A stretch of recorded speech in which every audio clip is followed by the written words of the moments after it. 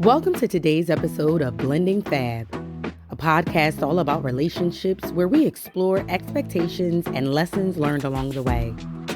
To keep up to date with what's coming up, be sure to follow us on Instagram at blending_fab. Let's get straight into it.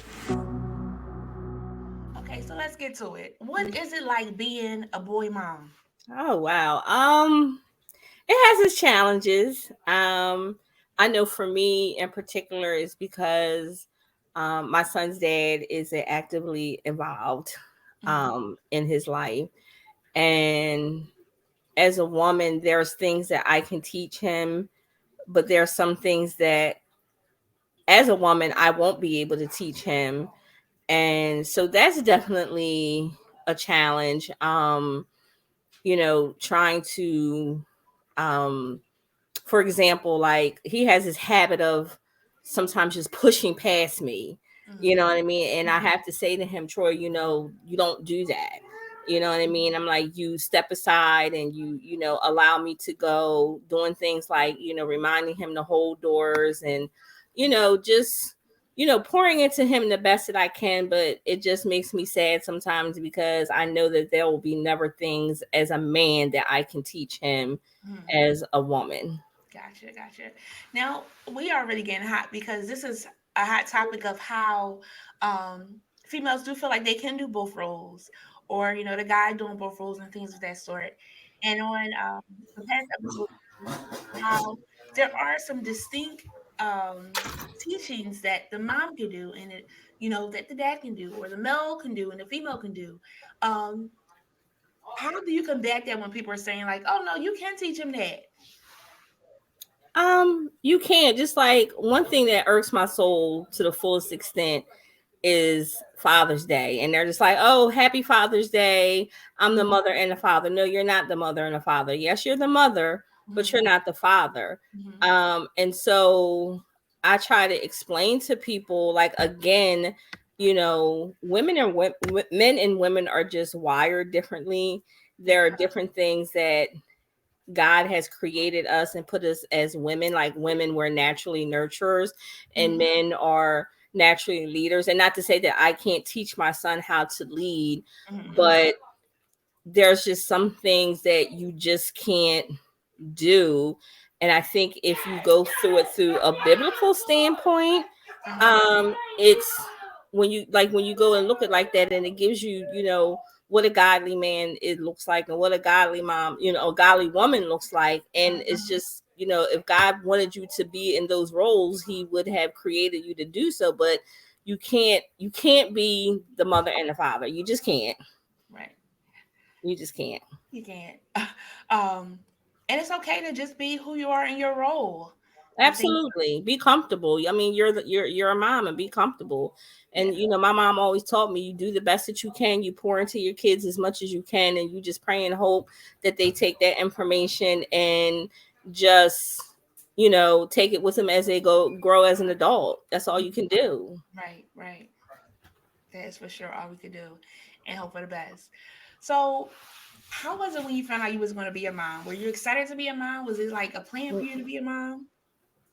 No, definitely wasn't planned. Definitely was shocked. Because I think I was at a point, I was 34 going on 35 when I found out.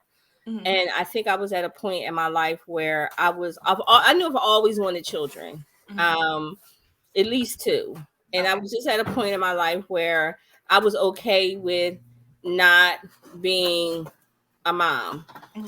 And if it happens, it happens. If it don't, it don't. What? They're just, I'm sorry. You might right. And again, being a boy mom, because Yes. I just Yes. explained to him that we were going to be doing this. And Hey, Troy. Troy, go sit down, please. Thank you. Sorry about, again, You being a are boy fine. I love it. I mom. love it. Yeah. So it was funny because the story was kind of like, I I don't know how deep we can share, but I have what they call polycystic ovarian syndrome. So I was always told that it would be very difficult for me to conceive. So when I was having symptoms, it was kind of like, no, that's not what that is. but I'm going to go take a test anyway. Yeah. And then it was just like, the test came back and it was just like, well, let me go get some other things checked out because I've been putting this off for a long time. I remember vividly, I'm working out. I get a phone call from the nurse and she's like, hey, did anybody talk to you about, you know, your results? I said, no. And she said, you're pregnant. She's like, you're like 7 to 10 weeks. And I sat on the bed and I cried. And I think not because I was like sad, but it was just like shocking. And so once the shock wore off, I totally embraced, being a mom. I mean, 13 years later, I'm still, sometimes I sit back and say, I don't believe I'm somebody's mom. Yes. I love it.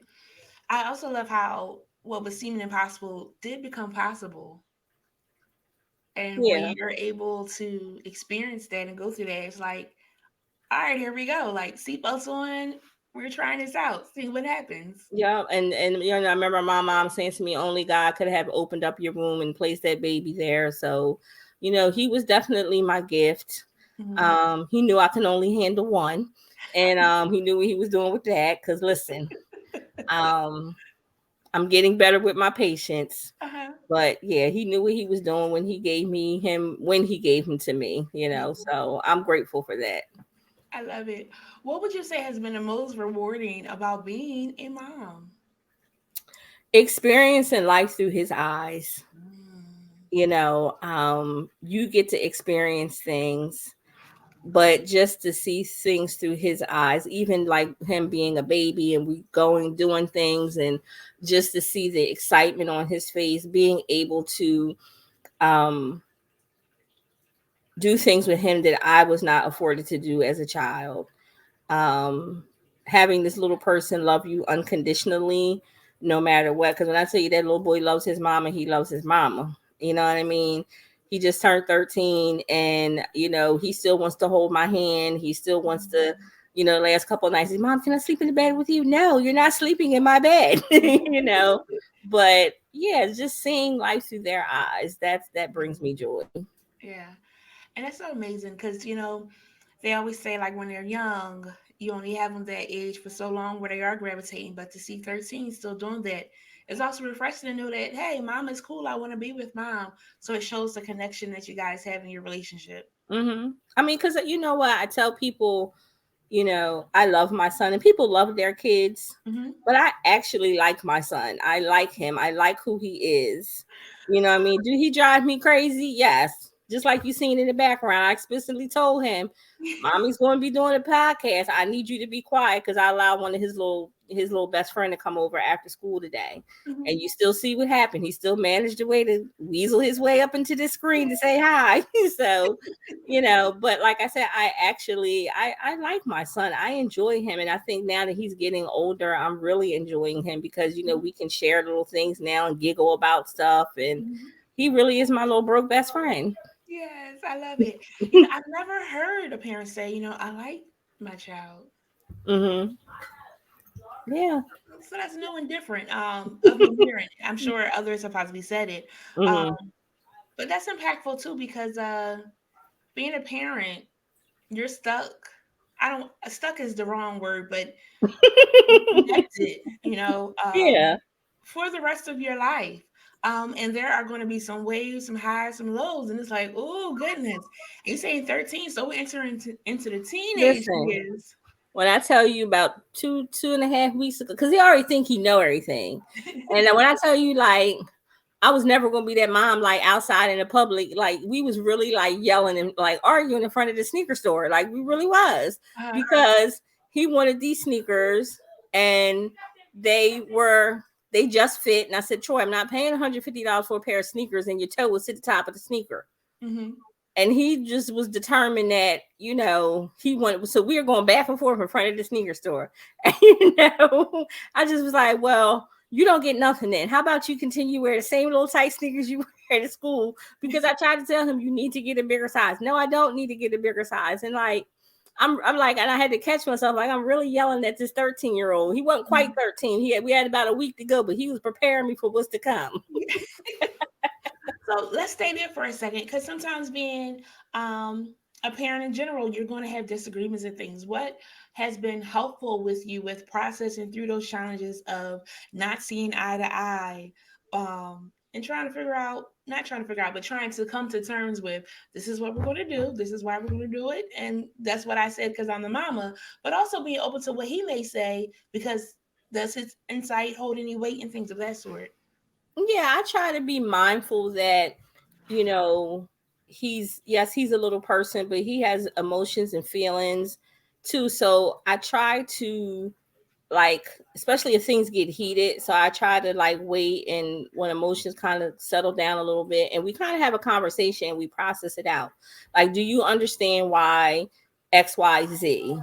And I Mm-hmm. want him to tell me so he understands. And because every situation is not because I'm the mama. No, don't get me wrong, we do have the moments because I'm the mama and this is what I said and that's it, now go sit down. Mm-hmm. But there are other moments where we can take it as a teachable moment and like, let's talk about it, Yeah. because I wasn't raised to talk about it. It was just like, just do what I say and that's it. Mm. But I want to have that line of communication, with him.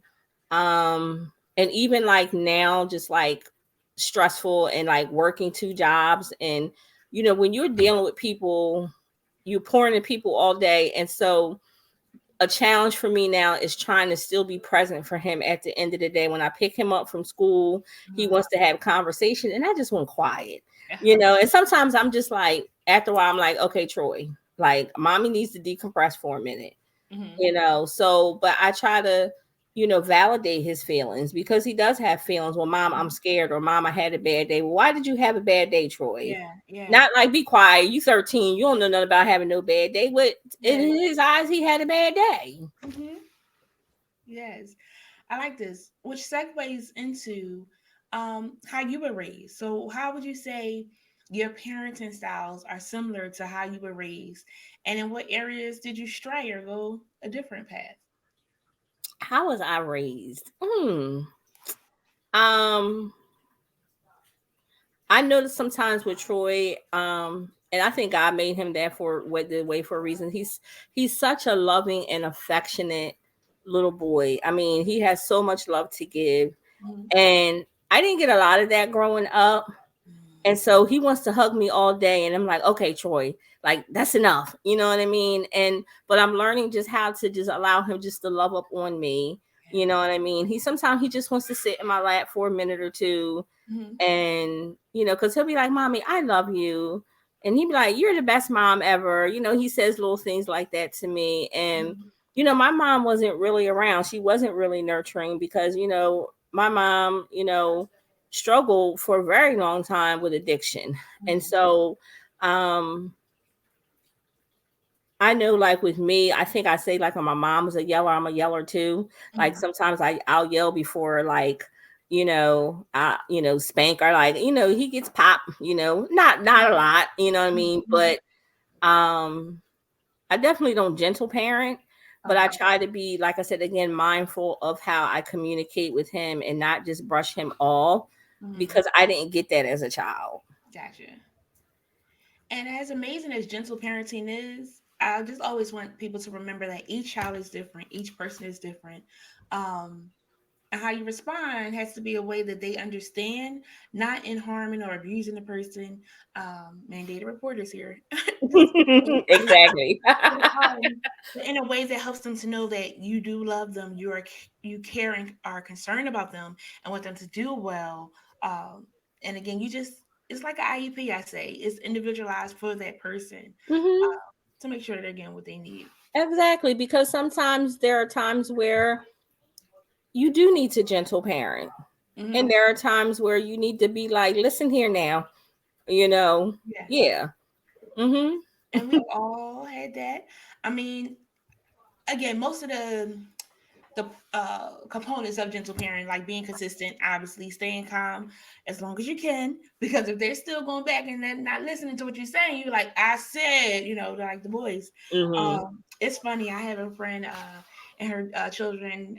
They call me Aunt Jen, so they're my nieces, and I want to just try a little bit, and their mama be saying something, and then I'll, raise my voice a little bit when I'm around. It's like a different respect she has for me. Now, again, she has respect for her mom, but she also know Aunt Jen, one don't normally raise her voice. So if Aunt Jen raised Mm-hmm. her voice and we always playing, let me get myself together. Those Mm-hmm. tears, I love the tears, sweetie, but they don't Oh. bother me. We gotta listen. Mm-hmm. Because when they are that young, she's 5, you're trying to make sure that uh you're good when you get older, because everybody won't receive you. Absolutely. Cause I don't want nobody calling me talking about Miss Tanisha, come get your dusty son. Like you know what I mean? Like I want him to be, raise him to be, respectful as possible. Mhm. You know what I mean? Just how like you would respect your own mother. You know what I mean? That's why I try to be mindful of things of, Troy, don't push past people, don't do this, and certain things. So he knows that, when he gets out here and starts, liking these little girls, which I'm sure he already does, but he ain't gonna tell me, Mhm. um, that he knows how to do that. And Yeah. that's why I say when we go back to that situation of, I can teach him some things and I can pour into him with some things, but there are some things, like I said, as a woman that I could never teach him as far as a man is concerned. Mhm. So two things I want to hit on what you said. One about the, somebody saying, "Come get your dusty son, girl."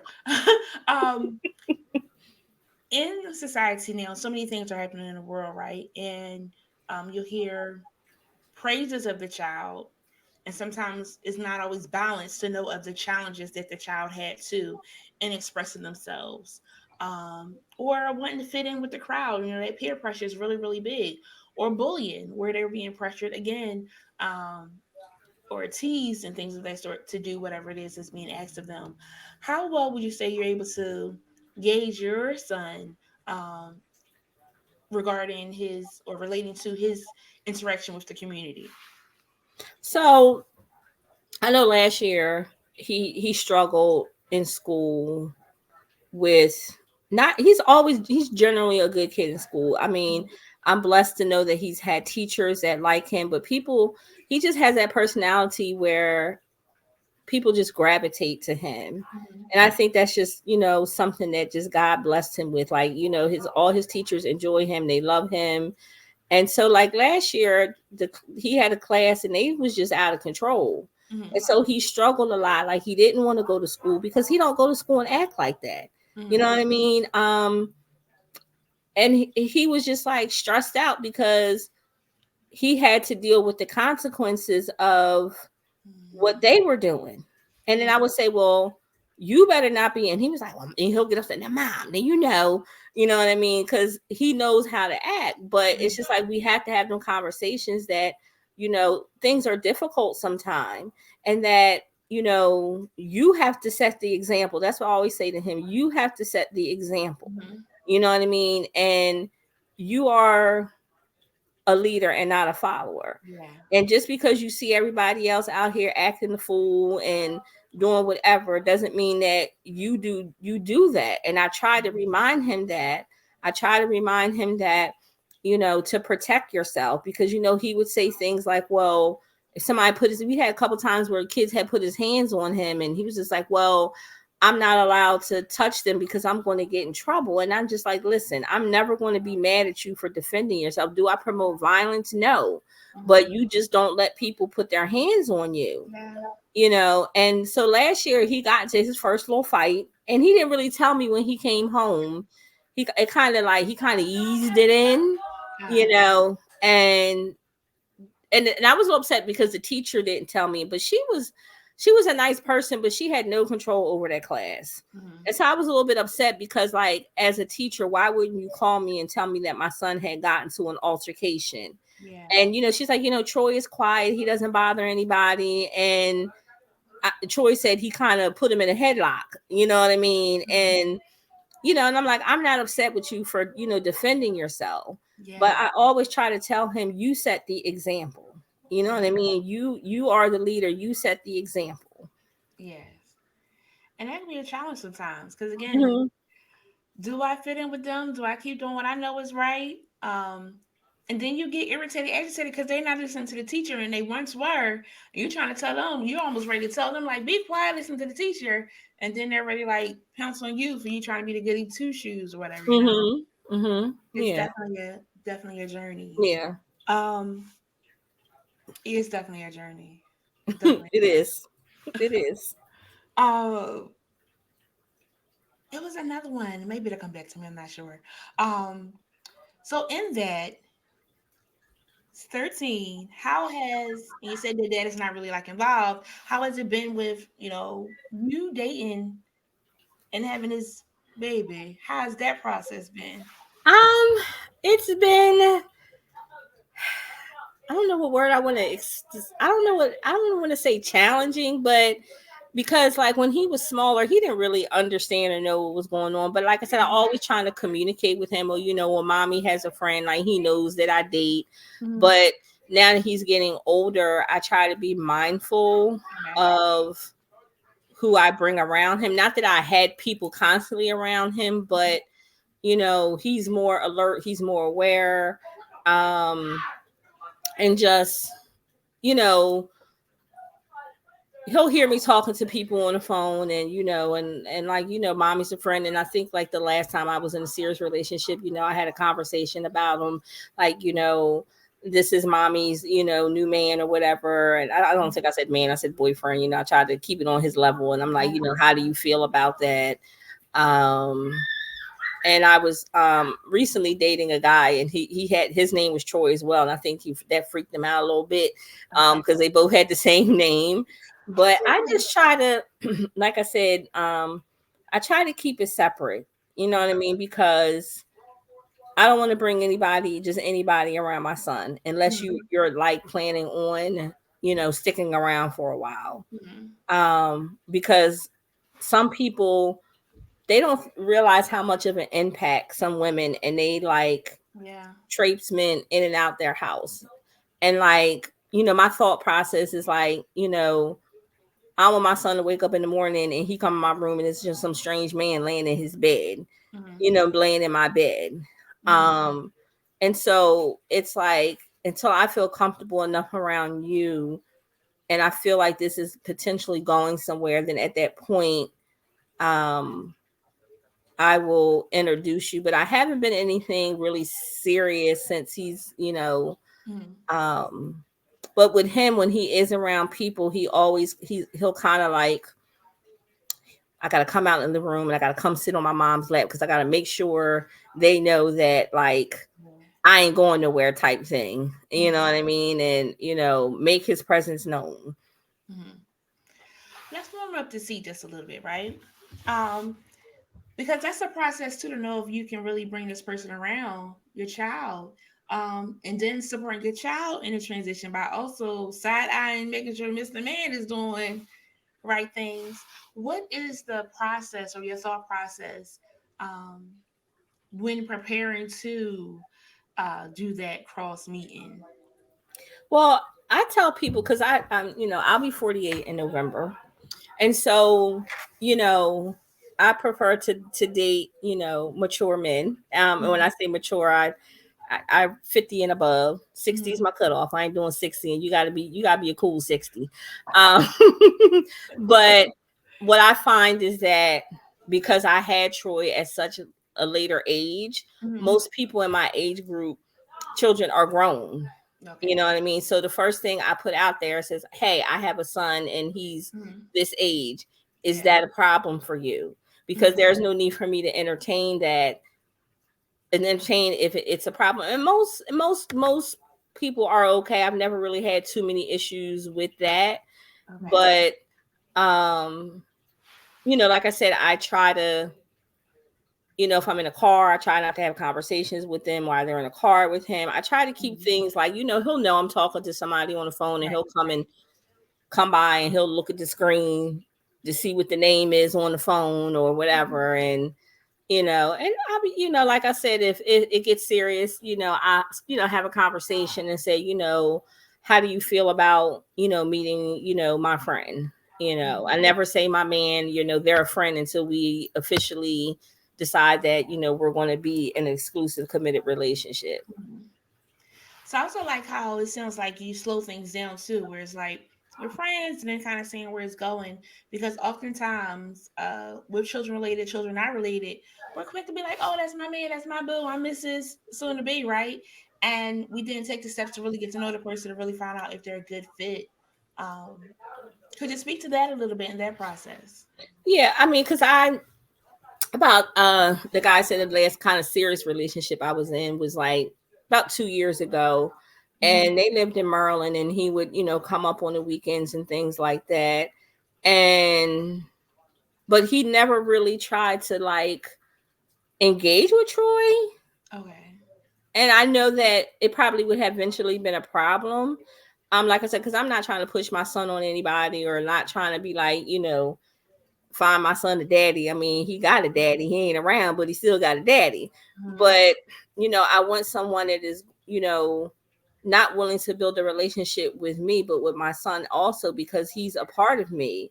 And so I want somebody that's willing to, to bond with him and build a relationship with him. And like that particular person, like, it was always kind of like an awkward exchange between the two. Mm-hmm. And like Troy liked them or whatever, because at the time Troy was only like 11 years old. But he would, speak, but that was it. Like he would never really try to have conversations or anything. And, like I said, I think I probably would have brought it up if it went farther than what it did. Mm-hmm. And I get it. It's like, maybe you didn't want to seem overbearing or you wanted to kind of warm up to the situation, but yeah, he's a part of me. So I would want somebody that's willing to build a relationship with him as well. Yeah, it's so important. I've seen, or you'll see weddings where the wife has some children and he'll do a special tribute to the child saying, hey, I'm going to be here for you too. Stepdad, whatever you want to call me, whatever you feel comfortable with, and things of that sort.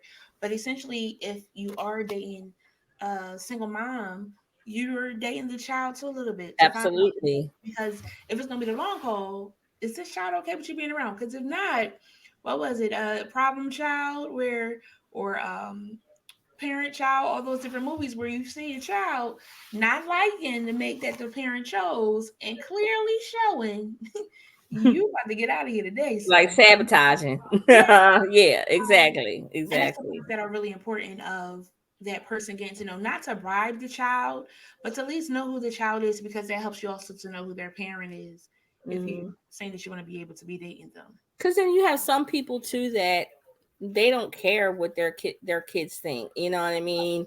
And it's just like, well, as long as mommy's happy or daddy's happy at the end of the day, and like these kids are, like I said, I have to take in consideration about how my son feels.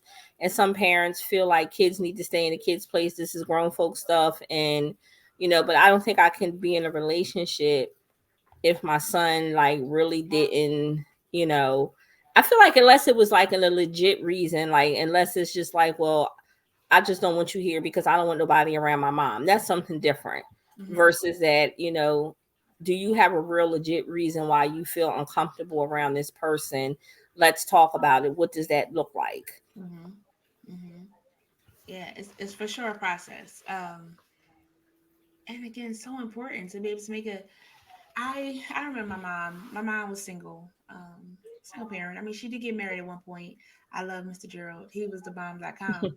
Um, they ended up getting divorced. Life happens. But I appreciate because he would still always come around and check in on me and things of that sort because he had built that relationship with me. Um, but I also remember some other guys that she may have been talking to, and I always appreciated, them including me. Because again, she made sure that they knew that I was a priority. But I also understand where someone's like, I wasn't really trying to be a dad, I'm just trying to be with you. But it's a package deal. Exactly. You can't want me and not want my child.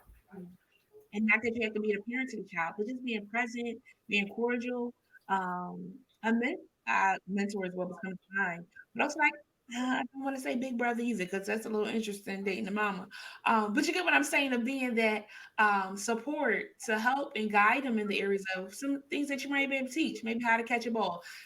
All right, disclaimer, listeners. I know women can play baseball, can catch balls too, No, but but we I get what you're saying. There are some things that, yeah, exactly.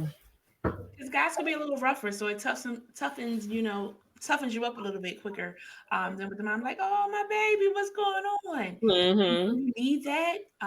You need to be tough too because this world, It's a it's a tough world. Yeah. tough It world. ain't for the weak. Oh, it is not for the weak, okay? Mm-hmm. And to be able to survive that, we want to be able to make sure that it's going well. So you shared about, growing up and things like that. So how would you say your relationship is now with your parents? Um, it's weird because it's like I'm not really close to my mom or my dad. I mean, I love my parents Mm-hmm. and I've learned to forgive them, Mm-hmm. from a lot of the things that, you know, they put me through. Because I think when you grow in your relationship with God, and one thing God taught me is compassion, and compassion allows you to understand the why behind the what. Mm-hmm. And you can go back and look at my mom was 16 when she had me. Both of her parents was deceased. She didn't have any real guidance or anything like that. So she was just out here just to run amok. You know what I mean? And so um my mom is not that person I would call Mm-hmm. to say, if I need some wisdom. My other mom, I don't like to say my stepmom, because, her and my dad aren't together anymore, but she played the role in raising me. So she's my go-to person. Like I can go to her for wisdom. Like I love my mom. I'm trying to make more of an effort to have a relationship with her. Mm-hmm. Um, because I was just thinking like the other day, I said, I think I want to, go get her and get her for the weekend. Like, cause I went like Mother's Day and not exactly Mother's Day weekend, but like that following weekend. And, I brought her down, I took her to dinner and, just to be able to just, have more of a relationship with her because life is short, you know what I mean? And I love my mom, I love my dad, but, they're not like I don't call them up and bust it up with them on a regular basis, but I've forgiven them, I'm there for them, but it's Mm-hmm. just like we're not super close. Got it. Got it. Mm. Um, when we're growing up, we learn and we glean from those that are the adults, right? So that when we're in the situation, we either take on some of the things that they did or we find our own path. And it's not like you found your own path of being able to really be present for joy in all areas that you can. And it's also a blessing that stepmom came along, bonus mom came along to be able to be that person for you. Hmm. And even for Troy, like even though it's Yeah, because maybe that's not. my mom. That's my mom. You know what I mean? Like, she was there, when he was born and everything. And, Mhm. that's my mom. My bonus mom is my mom. And, my mom's name is Jennifer too. And, she's grandmom, and my mom did the best that she could. Yeah. She loved me the best that she could at that time. And now she, and my dad loved me the best that we could.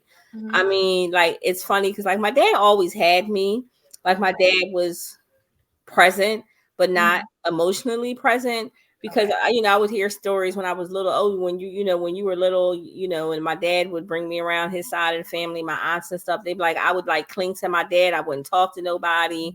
But Mhm. it was like as I got older, the relationship just got kind of awkward.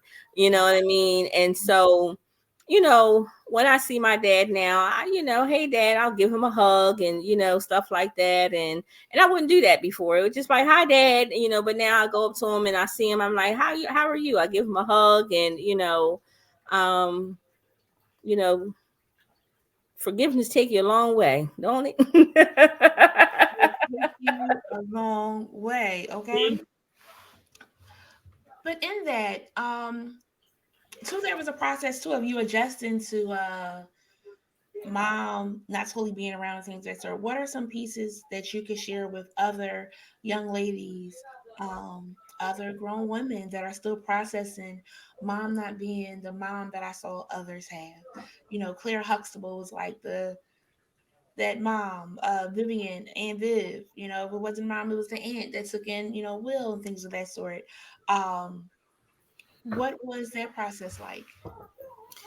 For me, I mean, everybody's different. Hmm. I say forgiveness is a big thing. Um, And forgiveness is not for that other person. Forgiveness is for you. You know what I mean? Because you're walking around here holding yourself hostage, and people think, well, if I forgive them it makes it okay what they do. It doesn't. Mm-hmm. And I also learned that forgiveness, just because you choose to forgive someone, doesn't mean that you got to be their best friend or their party in life, but it's just freedom, because it allows you to be able to let go and heal. And Yeah. not, it's just like, I'm going to just hold on to this poison. I'm just going to keep drinking it and keep drinking it, because you hear people, I will never forgive them for what they did. And like, what good is that doing you by saying that? Right. And so I would just say everybody's situation is different. Yes. you know I can forgive my parents and I still want to be a part of their life. And Mm-hmm. some people are just toxic, and they may not be, and unfortunately sometimes they may not be healthy enough to be present and were in the front row seat of your life. And I remember I read some book by I can't think of his name. He's like the social media guy, Steven something. I don't know if you ever seen him. He has the dreadlocks, and Okay. Yes. Steven something. I can't Steven Speaks. That's what he goes on Yes. the social media. Yes. So I bought one of his books a couple years ago. And I don't even remember the name of the book, but in the book it told you to write a letter to everybody that ever hurt you in your Mm-hmm. life, whether they're still alive or if they're Mm-hmm. deceased. And I Yeah. actually did it. And like, they said read the letter. I didn't read the letters, you know what I mean? But I wrote them, I wrote it out. And I feel like for me, that in that moment I was able to really fully let go and forgive. And Mm-hmm. that I was that moment I was able to have that compassion. So I Mm-hmm. kind of like, I wrote the letters, and then like I kind of burned them, because that was my way of saying, you know what, I'm letting this go. I'm Yeah. forgiving them, and I'm just going to move on with my life, because if I don't forgive them, it's just holding me hostage. Yeah. Yeah. It definitely can hold you hostage. It's not always easy, but it definitely is for yourself of letting it go because you're holding on to something. I saw that image; it was so profound of us holding on to something, and it was draining our life, draining our blood, draining everything from us. But when we just let it go, it either shriveled up and died and didn't work out anymore, or it gained its life and it started reaching out on its own where you weren't doing all the reach out. And that's a hard process sometimes because you're like, well, they're the adult. I'm the child. Yep. Um, It and may so, not be your fault to heal. It may not be your fault that you were hurt, but it is your responsibility to heal. mhm, yeah, yeah. Yep. And that's not always easy, that healing process, because Trust me. Listen, the stuff you thought you were over, you find out, oh, I'm not over that. Oh, that still that hurts. trigger, when if they say if it's still triggering you, you still need to heal in that area. Yeah, yeah. And some people don't know what the trigger is. So if you feel like your mood is off, something has changed, you're not on your ground like you used to be, something is ruffling your feathers a little bit, and we want to address that. We want to dig into that a little bit. And I think a part of that, what I learned in my healing process, is that just because you may have healed in that area doesn't Mhm. mean that you're never going to get triggered in that area, Yeah, um or things are going to bother you. But I think the difference is that when you're healed, you recognize it. yeah. You recognize it. Like you said, everybody always recognizes the trigger, but you recognize that this is a trigger for you. Hmm. And instead of just responding to it, and maybe in an old way, like I always say, learn how to change the narrative. Like, you Hmm. can recognize, like, this is triggering me, and I can put a finger on it and put a voice to it and say, why is this triggering me? And like I said, you recognize it now. And like, that's the best part. Like I tell people, when you heal, it allows you to be your authentic self. You know what I mean? Because it doesn't mean, like I said again, you're ever going to, you're not going to have issues, or you're not going to feel those feelings ever again. But you can recognize it, and you can change the narrative. Change the narrative. Now that's good because as you're sharing, I was just thinking of and reflecting on perspective. How we see it. Growing up, they used to give us the picture of it was an old lady and a young lady. But depending how you were looking at it, you only saw the old lady. Some Mm-hmm. people saw the witch, some kids today. But then depending how you looked at it, you saw the young lady. And it's the same with I always use like a dime. Either you have a dime, you have 10 pennies, you have a nickel and 5 pennies, or you Mm-hmm. have two nickels, or you have 10 pennies. It still would get you to a dime, and just being open to someone else's viewpoint doesn't mean Mm-hmm. that you have to claim it. You might be good with your two nickels because you get to rub them together and you feel good. You might be good with your 10 pennies because you feel like you got more because there's more, coins and things of that sort. But being open to someone having something different and it's the equal value, lesser value, whatever it is, that's unique to them, letting them be them. And we working to be us because trying to keep up with the Joneses is, Yeah, because you have to remember, and sometimes I have to remind myself that, especially in the world of social media, everybody looks so happy, couples goals, this is what I want. And it's just like, you know, um, like I said, just some, like I said, reminding myself recently, like, I don't have to want what somebody else has, yeah. because God has something specifically for me. Like, I don't have to be jealous, you Hmm. know what I mean? Because Hmm. I go through my moments, you know what I mean? I feel like I'm all over the place, but I feel like I go through my moments in my single life where I do get lonely and I do get in my feelings. And then it's just Yeah. like, everybody got a man and everybody's happy. But then I have to realize, like, and then I'll just be like, Lord, you got me waiting for a reason. Continue to Hmm. help me to wait, continue to Hmm. help me to wait well. And remember what's for me is what for me. And you have to remind yourself that sometimes. Yeah. That couple goals will get you. They was like, come on, so we could be in matching pajamas by Christmas. Yes. Although it sounds cool and great, there still is a process, and we don't want to rush the process because we know if we rush a cake, it's going to be nasty. And if it's baked cake, you got to now get the supplies to do it all over again. Who got time for that? We have to trust the process to let it do what it do.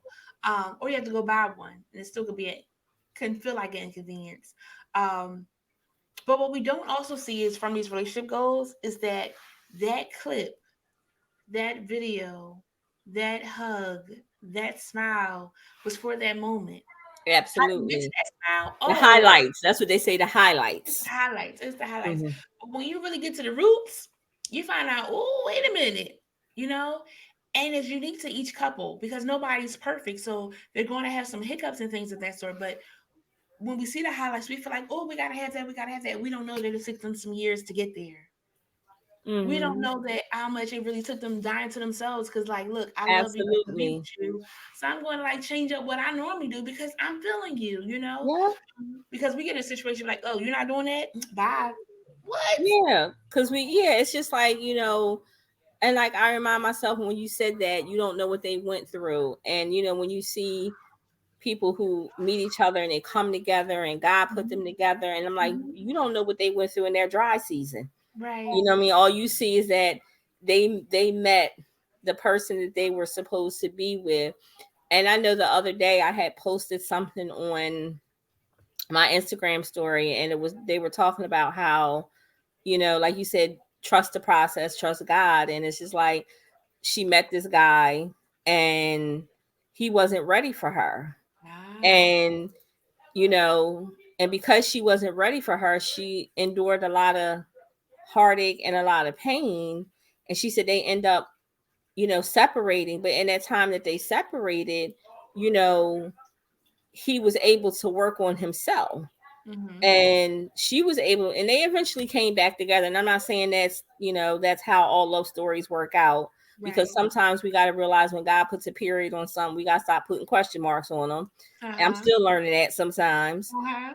But it's just like I'm at a point in my life where it's like, Lord, I want you to write my love story. Like, your will be done, because you know me better than I know myself. Because when I'm out here, you know, like Yeah. trying to do stuff, and it's just been like, even with me just going out this year and just like being outside and living my best life, and it's Mhm. like not going out with the expectation that, oh, I want to meet somebody, Yeah. because I would go out and be like, oh, I hope I meet somebody. Am I running going to, like, that's not my expectation. Like, just Yes. to go out and enjoy yourself, you Yeah. know. um And it's just like, it's, and I always say, Lord, if you have me waiting, you have me waiting for a reason. Hmm. If you had me wait, you had me wait for a reason. But if we honest, we don't want to hear that all the time. Um, Exactly. but I will say, friends, there is a benefit in just waiting and again trusting the process to know that it will come as it should for you. Um, and it was interesting because when you were telling the story, I was like, like wait for the ball to drop because there's been stories of that where one of them wasn't ready, they separate, and it's like somebody comes along and it's like bam, and people are heartbroken because it's like I put all this love in you, and now what's going on? You found somebody else. Mm-hmm. You don't want to be with me no more. Mm-hmm. What in the world? Yeah. And for some, it could take them on a spiral. You know, sometimes on Facebook we're talking about like the dating couples and what was it? Put a ring on it with Mm-hmm. Hollywood. Mm-hmm. And I can't remember the girl for Hollywood, but I remember him in the show sharing, if this doesn't work out, he basically was saying he was going to go out and be a hoe because he Mm-hmm. felt like he was now ready. He was trying to do the things he had to do. Um, but something wasn't clicking where it still wasn't working out for the young lady, right? Mm-hmm. Um, the show ends, they're not together. And here comes along another young lady. They started dating. You were able to see their relationship on social media. They have now just got married. And it's like, wow, because when they're ready, they're ready. When you're ready, you're ready. But just the dynamic of how he thought this wasn't gonna work, so he was like, I'm just be a hoe, I'm be out in the streets doing me. Um, but then once that ended, he was able to heal, go through his process, meet this new young lady that just did everything for him.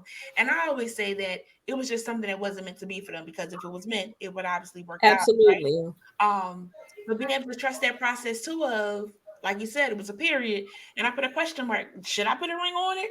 Because that's what was happening, right? So Mm-hmm. we find out, no, we should not put a ring on it. Let this go.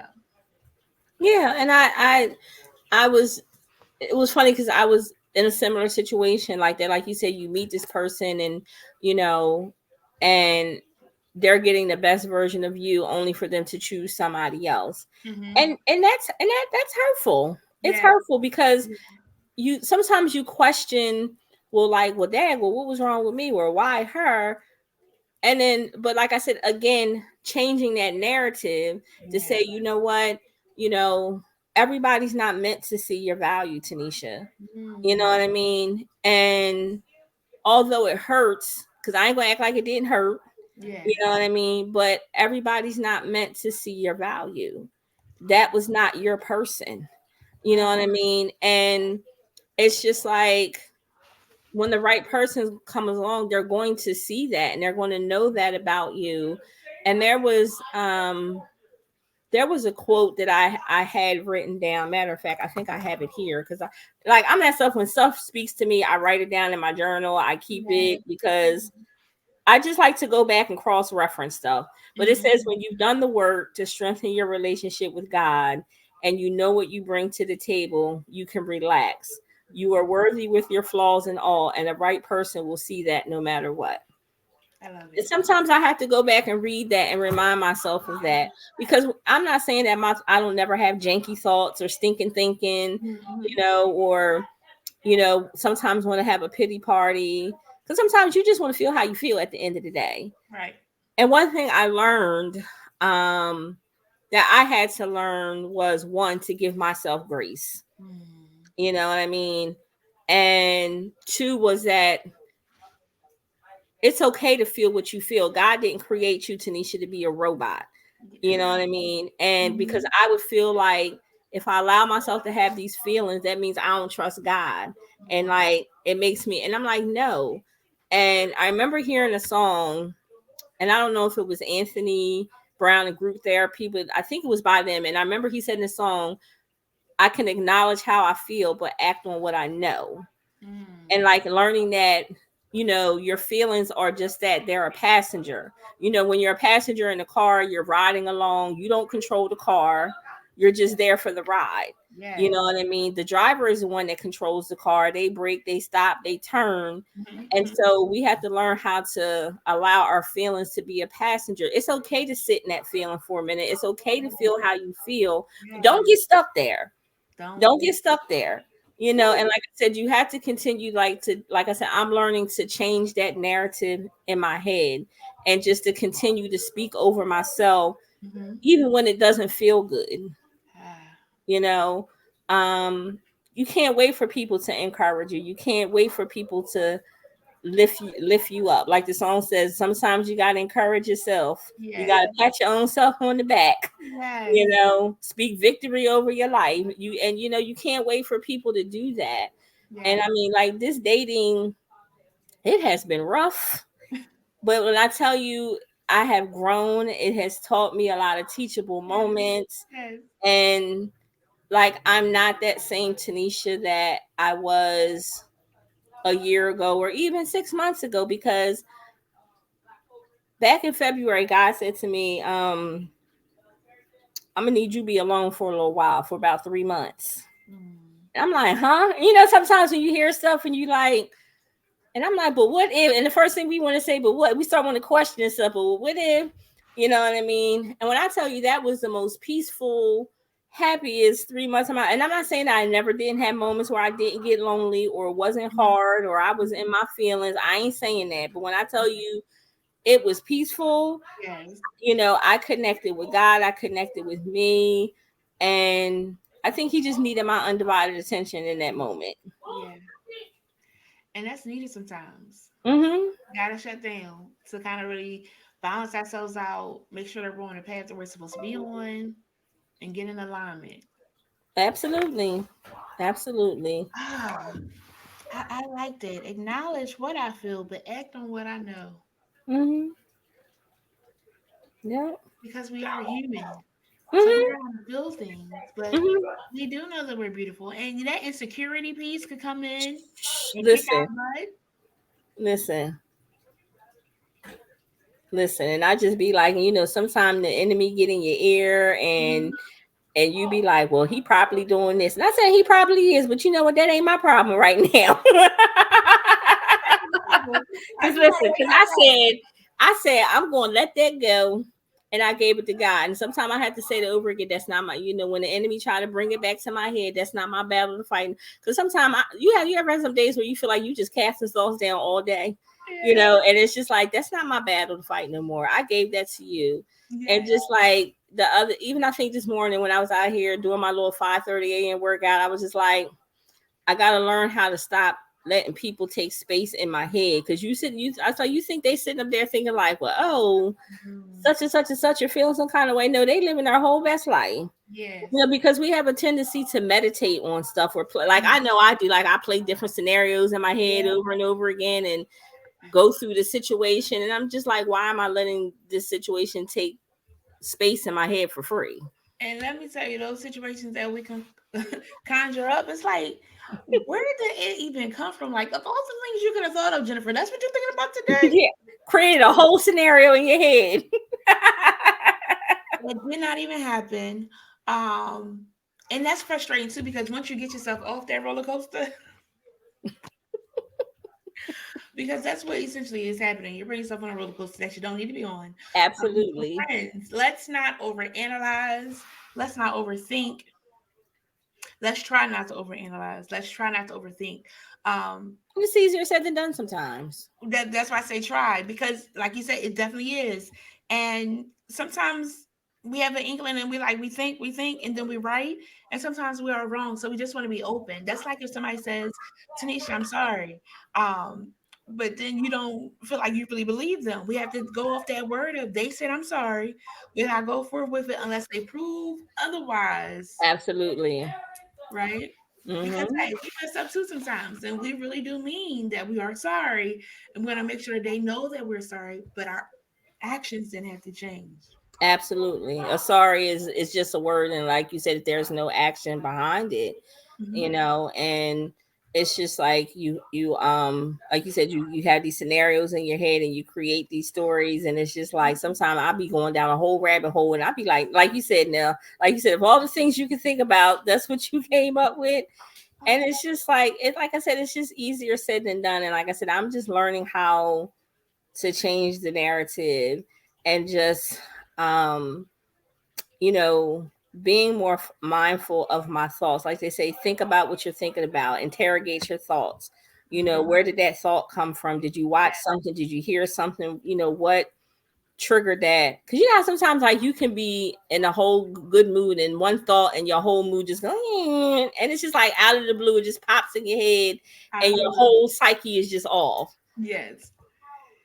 And we don't need that to happen, friends, because I. Yeah.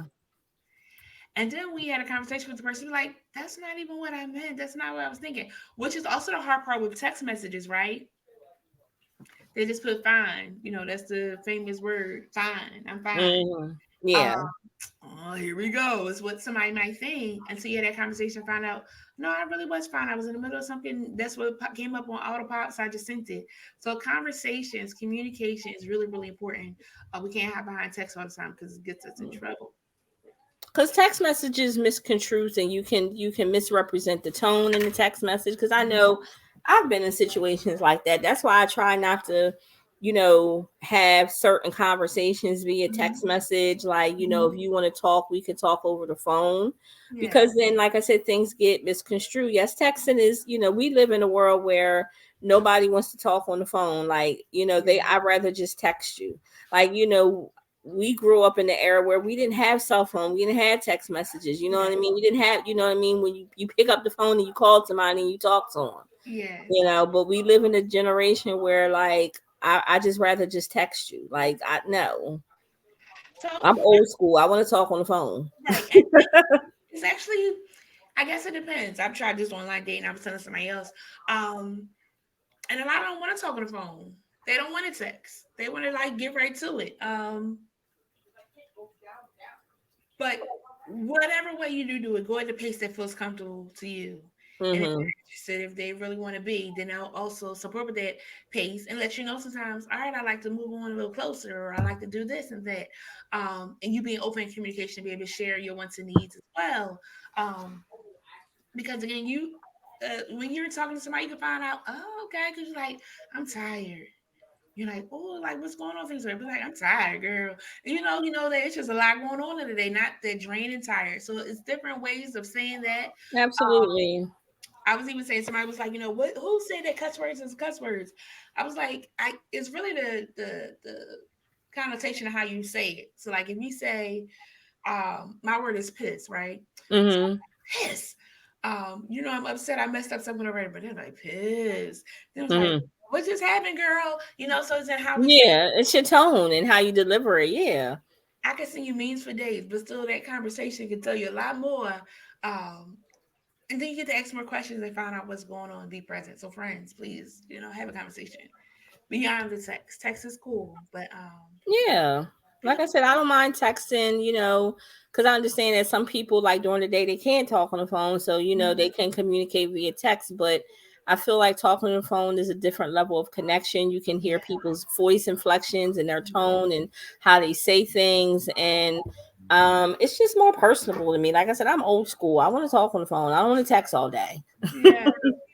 And again, you got to find the person that can help you do what it is that you want to do, feel how you want to feel, and make sure your butterflies in your tummy. They say, be careful with the Absolutely. butterflies. Again, find what works for you, and that can be challenging. Uh, and then again, with a child involved, of what your expectations are, what your requirements are, what your red flags are, what your deal breakers are. Let me see red flags. Let me go back to that because red flags, again, we always joke because we're like, oh, I thought it was a circus. Nobody's going to the circus in September, are they? I don't know if the circus is still open as late or when it does open because I'm not that connected. But how do you spot red flags to know that I shouldn't even go any further than hello from the other side? I don't, I guess it's just because see. When you said red flags, I remember my sister telling me somebody, her best friend told her she was a red flag collector. So, and I feel like, Not um, collective. yes, again, with dating and maturing and, growing my relationship with God and, learning that, say, hey, I'm interested in this person. I Mhm. like him. I want to see where it goes, Lord, but, give me wisdom and discernment. And it's always your will be done at the end of the day. And at that point, it's Yeah, like, show me how I need to proceed. And then you have to pay attention. Because, yeah, sometimes God ain't going to, slap you upside the head with a slipper. You know what I mean? You got to really kind of, God gives us the free will to do whatever we want to do. But yeah. it's just like when you ask for that, then at that point, you have to pay attention.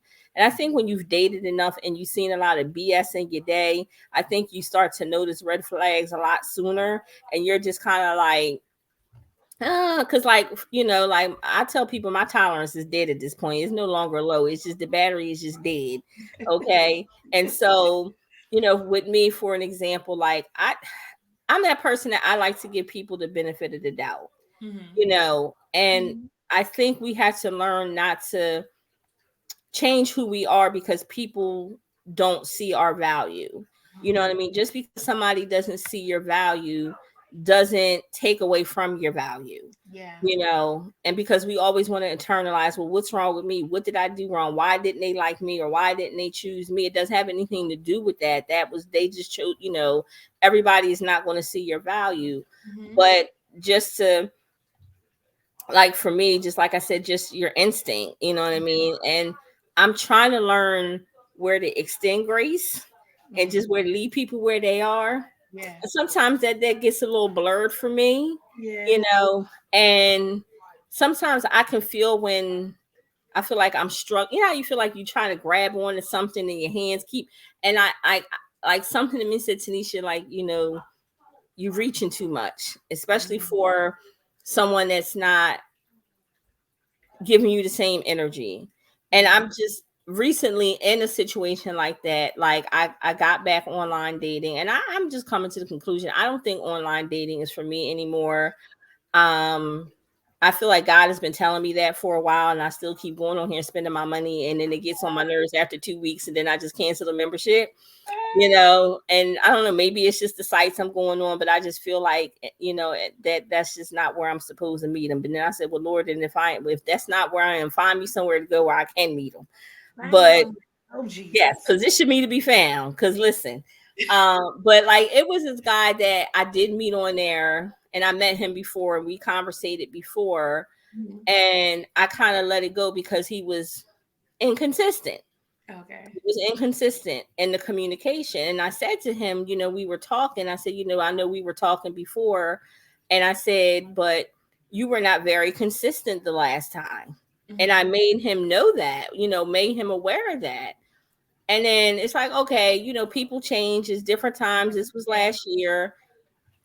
Oh, let me give him the benefit of the doubt, you know? And then it was just kind of like, immediately I realized, like, after the first few days, like, why I had to leave you alone in the first place. Yeah. You Yeah. know what I mean? And then sometimes I would still find myself calling. And I think sometimes mostly it's just boredom and out of something to do. But then I have to catch myself and say, no, Tanisha, we're not grappling for anybody's attention. You know Hmm. what I mean? This person is showing you that they're not going to be consistent. And so just kind of like leave it alone. But I think those red flags come along with just experience and time and Hmm. lessons learned, and recognizing. And I think sometimes we do recognize them, but we choose not to. We choose not to. That's We it. choose to see them or act like they're not there. That's it. And Yeah. it's funny, I saw a meme, I think it was today or yesterday. I'm gonna send it to you. But the young lady was sharing how dating apps are broke. They're not designed for you to really connect with somebody. They're designed to keep taking your money. Um, so it was a couple that was like, we met on Hinge and yada yada yada. She was like, this is a setup. Once you sign back on and pay your money, you're not going to find anybody. It was broke the day that they connected and got married. In the comments, never leave you without. They always give you everything you need. And one person was like, she sounds like she is sad. Um, but what I will say is, I do know some people that have been successful in apps Hmm. and have done wonders. But again, it's not for everybody. And depending on the season, there are some that aren't consistent. There are some that's like not looking for what you're interested in and things like that. And you have to be honest with yourself of what it is you're looking for. So like Mm-hmm. I was like, yep, no, don't even do that. Don't even waste your time.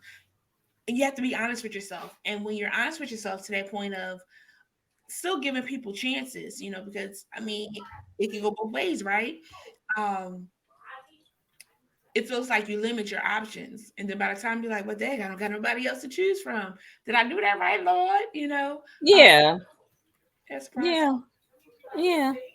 It is, and I don't, because I've done online dating off and on for since I was probably like in my early 20s or late 20s when online dating was a thing, Mm-hmm. But I just feel like for me, it's just not like I feel like it's broke. It's designed to take your money. You Mm-hmm. know, you get people who like one particular site that I'm on, like you'll get a bunch of likes, but people won't send you messages, Mm-hmm. and it's just like I'm paying money for people just to like my profile all day, Yeah.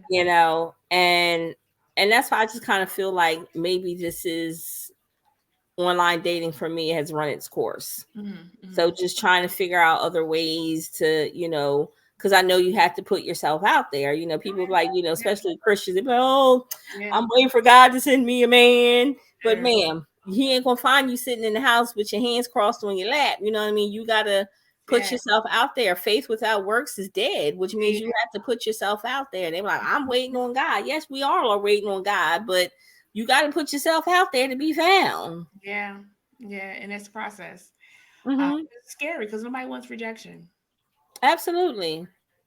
Mm. Absolutely. Nobody likes to feel rejection. And it's funny, like I saw something the other day and I think I saved it. And the girl was talking about, I guess she has a podcast and she's on Instagram. And the girl was talking about how she met a man and he basically checked all her boxes and she cut him off.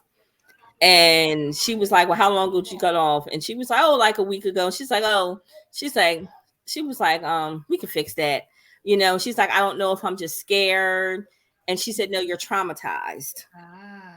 And she said, because she says, I know what it feels like to be rejected. I know what it feels like to have somebody walk away from me several times. And Yeah. she said, and because I know what all that feels like, I don't have to be afraid of it.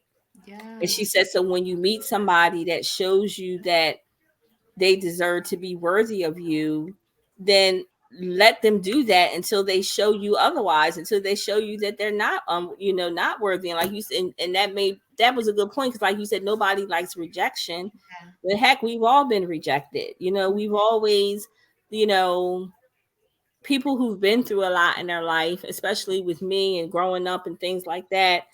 Um, I heard something on Jerry Flowers. I like to watch his therapy Thursdays on. I love them. I Yes. haven't watched him in a while. I got away from it, but I get back to him. But the other guy that they take turns. I don't remember what his name is, but I Mhm. remember him saying that for people who's been through things and as a child, especially they're being with trust and stuff. You Mhm. know, happiness is disappointment playing dress up. And I Mm. said, "Woo, child," because that's the thing. Because it's like you always waiting for that other shoe to drop. Yes. Yes. So, yeah, Mm. absolutely, And we didn't talk to our parents and singleness and dating. yes.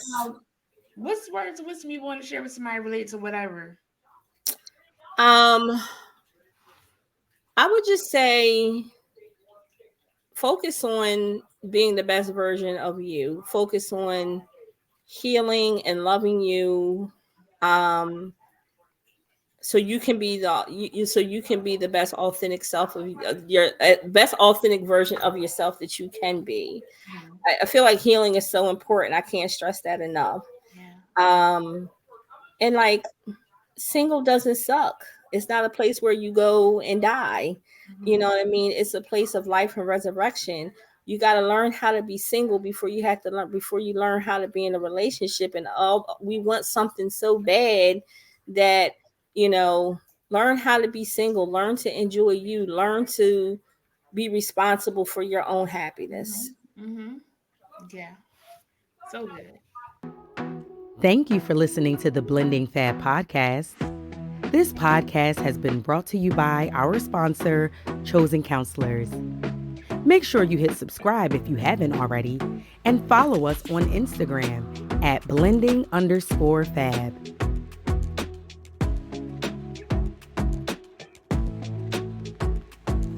Check out this snippet from our next episode. Is my husband's other woman. And it may sound crazy, but I don't mean that like they dealing with each other on a romantic level. But the man that he is, he's never going to see her in a bad situation because he's never going to see his kids in a bad situation. So I had to realize that if she calls him and there's something going on, it's his job to make sure that his kids is good, that their home situation when they're with her is as good as it is when they're with us.